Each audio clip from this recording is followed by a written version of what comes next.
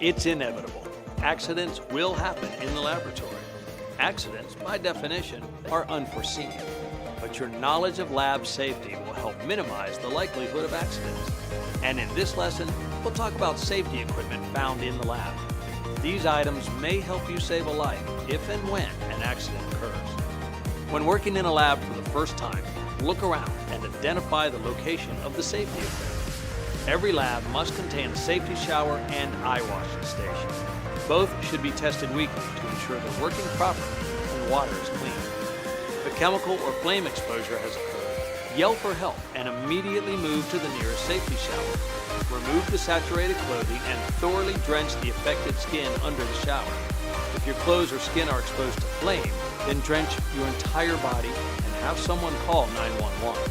The eye wash station is used for rinsing your eyes if they're exposed to hazardous chemicals.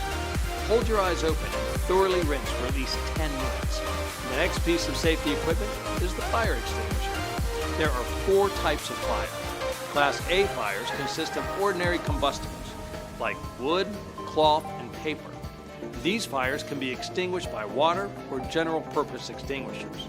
Class B fires include organic solvents and flammable liquids, and Class C fires involve electrical equipment.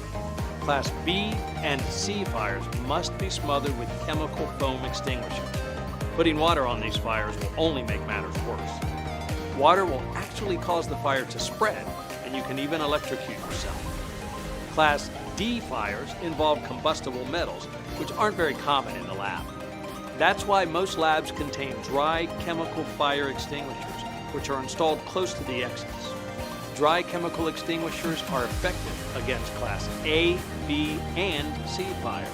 If a fire occurs and is too large for you to extinguish, evacuate all personnel immediately and call 911. Don't attempt to use a fire extinguisher unless you have been trained to do so by certified trainers, such as the local fire department. A fire blanket can be used to extinguish small flames on workbenches or floors. It can also be used to help someone whose clothing is on fire. Never wrap someone while they're standing. This can force the flames upward toward the head and neck.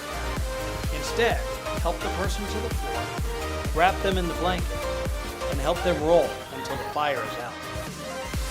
Each lab should have a first aid kit that contains bandages and antiseptic for minor injuries.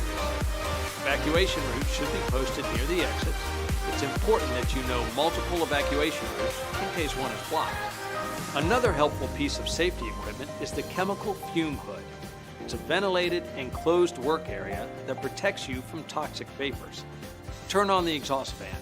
Make sure the hood is venting properly. The opening is covered by a window called a sash, which can be raised and lowered.